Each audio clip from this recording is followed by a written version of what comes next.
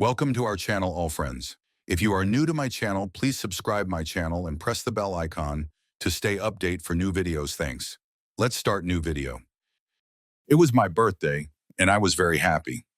I had gotten all dressed up because it was my 15th birthday, and my father had decided to celebrate it with a lot of fanfare. I'd invited all my school friends and some family members, and my father had also invited his close friend, Jamil Uncle. As usual, Jamil Uncle came with a gift for me, smiling, and also brought chocolates. He was always very generous, bringing me expensive gifts, and I would eagerly wait for his presents on every occasion. But this time, when Jamil Uncle entered our house for my birthday, I couldn't take my eyes off him. It was the effect of youth, or maybe it was the attention my gaze had suddenly given him. But for the first time, I looked at Jamil Uncle closely and just couldn't stop staring. My friend Shazia, who was sitting next to me, whispered, "Who is this man? Look at his arms. It looks like he works out." Hearing Shazia's comment, I also looked more closely at Jamil Uncle's chest and arms, and I realized that she was right. Indeed, he must work out, as it wasn't common for a 60-year-old man to look so strong and fit. Jamil Uncle didn't look anywhere near 60. His clean-shaven face, fair complexion, and blue eyes made him stand out from everyone else. Shazia nudged me and said, "Wow, he's so handsome in his old age. Imagine how he must have looked when he was younger." After hearing Shazia's words, I fell into deep thought, and some moments from the past came rushing to my mind. Indeed, Jamil Uncle had been even more striking in his youth, but now in his older years, his personality had a grace that made him even more captivating, which might have been why my gaze kept lingering on him. Before I could observe him further, my mother's voice echoed in my ears saying to him, "Dua, quickly cut the cake. All the guests have arrived, and the food needs to be arranged as well." At my mother's words, I smiled, took the knife, and cut the cake. Everyone clapped. Then Jamil Uncle came forward and presented me with a gift, inside which were sparkling gold earrings. When I saw such expensive and valuable earrings, my eyes lit up. My friends were also amazed that my father's friend had given me such an extravagant gift. I thanked Jamil Uncle from the bottom of my heart, and he placed his hand on my head, saying, "You are even more beautiful than these earrings." Upon hearing his words, a glow appeared on my face. I was ascending the steps of youth, and when I heard such words from a man about my appearance, it gave me a pleasant feeling. I thanked Jamil Uncle, and then the food was served for the guests. A little while later, all the guests left, but Jamil Uncle stayed in the drawing room with my father. He often used to stay at our house until late at night. My father called me and said, "Daughter, make tea for me and Jamil." I was very tired, but when I heard Jamil Uncle's name, I quickly went to the kitchen and started making the tea. If my father had asked me to make tea at any other time, I would have immediately refused. But for Jamil Uncle, I could never say no. Perhaps it was his affectionate nature or the charm of his personality that pulled me toward him. In recent times, I had grown very fond of Jamil Uncle, and today, when I noticed his beauty the way I had, my heart yearned to look at him again and again. I made the tea and went to Jamil Uncle and my father. I sat there and started talking to Jamil Uncle. Jamil Uncle said to me, "You've passed the 10th grade. Now tell me, what will you study next?" I got busy talking with him as he started giving me various suggestions, but my eyes were glued to his arms and chest. Then I glanced at my father. His large belly stuck out, and his face looked very tired and worn out. Maybe it was because of our family circumstances that my father never paid attention to himself. He was always busy working to fulfill our needs and desires. On the other hand, Jamil Uncle had a successful business. He had 2 sons, both of whom were studying abroad. He owned a big house and a car. He had everything, and because of that, he took care of himself and probably even went to the gym. I sat with my father and Jamil Uncle until 1 a.m., and then when I went to my room, I opened the other gifts that were placed on my bed. Everyone had given me so much, but in my hands, I only had those gold earrings. I stared at them for a long time, and then I put them in my ears and started humming. I thought, if someone like Jamil Uncle were in my life, how beautiful it would be. As soon as that thought crossed my mind, I completely blushed, and I started looking at my glowing reflection in the mirror. With my youth and beauty, I could make anyone fall in love with me. This thought lingered in my mind, and my attention was entirely fixed on Jamil Uncle. The next day, I was sitting idly, so I told my mother that I was going to Shazia's house. My mother didn't refuse since Shazia's house was nearby, and I had already finished my 10th grade exams. I quickly put on my dupatta, slipped on my slippers, and headed out to Shazia's house. But as I reached the corner of the street, I heard some voices. There were a few boys from our street standing at the corner, and upon seeing me, they began saying strange and inappropriate things about me. Before I could respond, Jamil Uncle arrived. Perhaps he was returning to our house. He heard their taunts as well. He pulled his car up beside me, got out, and walked over to those boys. I don't know what he said to them, but within moments they scattered in all directions. Jamil Uncle returned to his car and motioned for me to get in. I, as if waiting only for that signal, quickly slid into the passenger seat. He looked at me reproachfully and said, "Dua, where are you going dressed like this at dusk?" His eyes took in my outfit. My dupatta was draped loosely around my neck, my hair was tied high in a ponytail, and I was fully made up. I blushed for a moment and replied, "I was on my way to Shazia's." He said, "Listen, Dua, now that you're grown, girls shouldn't go out of the house like this. Tell me where Shazia lives. I'll drop you there and I'll pick you up on the way back. Just call me." Gently but firmly, he drove me to Shazia's door and watched until I went inside. Then he turned the car around and left. I stood there for a moment watching him go. When I entered Shazia's house, she looked surprised. "I heard a car," she said. "Did you come by car?" I told her everything that had happened. She laughed with delight and teased me. "Wow, you're living it up. You get a car lift just across the street to your friend's house, and no one even invites me." I felt embarrassed. "Don't be silly," I scolded her. "He's my father's friend. He's 60 years old. Think before you speak." Shazia burst out laughing. 60? You'd never guess it. He's neither married nor has children. Men like that get lonely. Think carefully. Jamil Uncle is really rich. If he becomes yours, your life will be set. My friend Shazia said this as a joke, but it began to stir something inside me. Instead of laughing or scolding her, I fell silent. The truth was that Jamil Uncle had indeed been alone since the death of his wife, which had happened nearly 15 years ago. Both of his sons were living abroad, and he was here, living alone. He spent most of his time at our house, sitting in our drawing room with my father. If someone like Jamil Uncle, handsome and well-built, became a part of my life would indeed change for the better. The way my heart started to race when I looked at him, there was definitely something else there. I'd been lost in my thoughts when Shazia noticed and teased me. "Where did you go? Looks like you're already lost in Jamil Uncle's thoughts." She laughed and kept teasing me. I forced myself to smile so she wouldn't notice how absent-minded I was.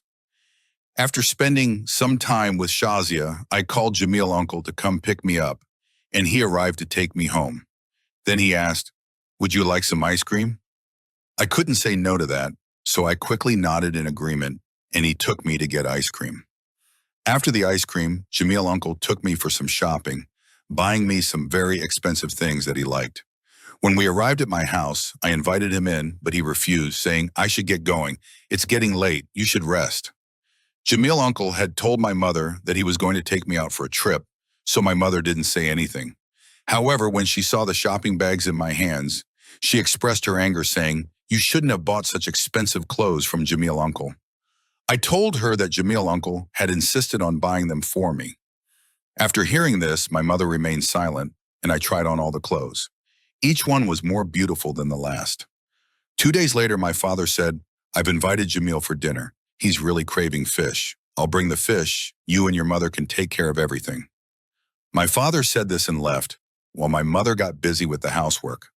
I quickly took out a beautiful red dress that Jamil Uncle had bought for me, ironed it, and after a bath, I got ready. When my mother came into the room to do something, she was surprised to see me, asking, "Where are you going, all dressed up? You were supposed to help me in the kitchen. Your father is looking for a suitor for you. He wants you to learn about housework now." Hearing this, I was taken aback. I replied, "Mother, I've just passed the 10th grade, and you're already thinking about my marriage? I got ready because Jamil Uncle bought me this dress. I thought if he saw me in it, he would be happy. My mother nodded and said, "All right, come to the kitchen then. You've got ready, but you still need to work." I didn't argue with her and quickly went to the kitchen. A little while later, Jamil uncle arrived. He was really happy to see me and said, "You look great in this dress." Hearing such praise from him made me feel overjoyed. This was exactly what I wanted, that he would stop and admire my youth and beauty, just as I had been admiring his handsome presence. Jamil uncle really liked the fish my mother made. He praised it a lot as he ate, while I just quietly watched him, my eyes fixed on him. I felt like reaching out and capturing him in my hands. A strange restlessness and longing filled me. After spending a while at our house, Jamil uncle left, but with him he took away my peace of mind. I couldn't figure out why, but I couldn't find peace for even a moment. All I wanted was for him to remain in front of me so I could just keep looking at him. Whenever my friend Shazia visited, she would never fail to mention Jamil uncle. I wasn't sure if she did it intentionally or unintentionally, but somehow his name would slip from her mouth. Whatever the reason, my feelings kept growing stronger with each passing day. Then one day, my parents had to leave town for some urgent work. My aunt's house was in another city, and there had been an emergency. My father said, "Take care of the house, we'll be back tomorrow." He and my mother said their goodbyes and left. After they left, I was home alone. Time seemed to crawl, and just as I was getting restless, the doorbell rang. When I went to the door, I was overjoyed to find Jamil uncle standing there. I quickly opened the door and led him into the drawing room. He sat on the sofa and asked, "What's going on? Your father isn't home?" It was around 5 p.m. and my father should have been home just then. I realized that perhaps my father had forgotten to tell him before leaving. I sat beside him and explained, "Mom and Shad went to Succour because of an emergency at my aunt's house." Hearing this, Jamil uncle was startled and said, "Okay, then I'll leave." He immediately stood up, perhaps feeling uncomfortable being alone here. But I quickly grabbed Jamil uncle's arm when I saw the opportunity. "Uncle, where are you going? I'm right here, aren't I? Sit down, I'll make tea for you," I said with extreme softness and affection. He replied, "No, Dua. When your father returns, I'll come back to have tea mated by you. Right now, you're alone in the house. It's not appropriate for me to stay." He openly stated his reason and took a step to leave, but I grabbed him from behind and tightly wrapped my arms around his chest. "I'm alone. I'm scared. Please don't go. Stay for a little while," I pleaded with innocence, trying to stop him. But Jamil uncle freed himself from my grip, looked at me and said, "Go to your friend's place or call her over. It's completely inappropriate for me to stay here." When he tried to leave again, I held him even tighter and poured out my feelings, pressing myself against his chest. "I've fallen in love with you, Jamil uncle. Please don't leave me. I can't control my heart after seeing you. Take me. I truly love you." I pulled him onto the sofa and sat dangerously close, desperately confessing my feelings. His face turned red with anger upon hearing this. Suddenly, in a furious tone, he snapped, "Dua, have you lost your mind? What are you saying? You're like a daughter to me. I'm your father's age. I love you, but like a daughter." His words ignited my anger. Maybe it was youthful passion or inner frustration, but I threw off my dupatta and snapped, "What's lacking in me, Jamil uncle? I'm young, I'm beautiful, I'm capable of fulfilling your desires. Why don't you ever look at me? I can give you every happiness in this world. I love you. You've been alone for so many years. Doesn't your heart crave someone to share your solitude? I'm willing to give myself to you, willingly and happily. Please don't leave me." With desperation, I pressed myself against Jamil uncle's chest. For a moment, he fell completely silent. Then he wrapped his arms around my waist and began soothingly rubbing my back. The restlessness inside me only grew fiercer, and I clung to him even tighter. But the next instant, he pushed me away and said, "You're like a daughter to me, Dua. I don't want you to do anything reckless in your loneliness. I know you're growing up, your emotions are changing, and your heart is drowning in unfamiliar feelings. But guard yourself against mistakes or you'll regret it for the rest of your life. Girls your age often make errors in their youth, but I don't want you to make one like this. You're sweet, you're beautiful, But there's a young man out there, your own age, who'll love and accept you. I'm not that man. In fact, I'll arrange your marriage with my son. He's just like me, but younger and more handsome. I'm sure you'll have a happy life with him. But for now, don't walk down the wrong path. Gently, Jamil uncle distanced himself further and added, I'd never judge you. I know mistakes happen at this age. That's why I'm willing to forget everything that happened today and instead welcome you as my daughter-in-law. His words struck me like lightning. I took a step back, stunned. He held my gaze, making me realize I was on the verge of sin and that I needed to pull myself back. Perhaps that was the moment I truly understood my mistake. Thank God Jamil uncle was a good man. He did not take advantage of my loneliness. Instead, like a father, he advised me. He did not judge my wrong actions, but guided me toward the right path, even agreeing to accept me as his daughter-in-law. Tears welled up in my eyes, and Jamil uncle placed his hand on my head, saying, Don't worry, I won't tell anyone.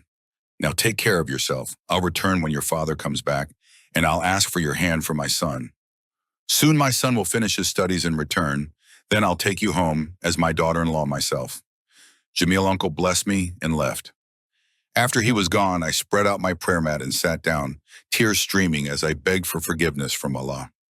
I had been about to commit a grave sin, a terrible mistake that could have haunted me for life. But because of Jamil uncle's kindness, I was saved from ruin. He made me understand right and wrong before it was too late. That entire day I spent crying, tears of regret, shame, and repentance. I kept asking Allah for forgiveness again and again. The next evening, Ammi and Abu returned. Fupo had suffered a heart attack, but she was better now. When Abu came back, Jamil uncle visited him and, without delay, proposed his son Hamza's hand for me. Abu always admired Jamil uncle and had known Hamza for years, so without wasting time, he sought my consent and finalized our engagement. Jamil uncle never taunted me about the past, nor did he ever mention that weak moment to anyone. He treated me exactly as he always had, like a daughter. 2 years later, he arranged my wedding from my own home. Today, I am the pride of his household, his beloved daughter-in-law, and his son's devoted wife. I embraced Jamil uncle's home with love, cared for him deeply, and built a loyal bond with my husband. Now I'm about to turn 20, and I have a beautiful son who looks just like his father. Sometimes, when I look back at the past, my heart forgets to beat. If Jamil uncle hadn't made me understand the difference between right and wrong at the right time, my entire life might have been ruined. I thank God 1,000 times that Jamil uncle was a good man, someone who always helped me and with dignity made me his daughter-in-law. And most importantly, he never mentioned that moment of weakness to anyone. He never shamed me. Instead, at every step, he stood by me with grace. To all the young girls today, I just want to say this. Never take a wrong step in a moment of vulnerability. Not every man is like Jamil uncle. A single mistake in youth can destroy a girl's entire life.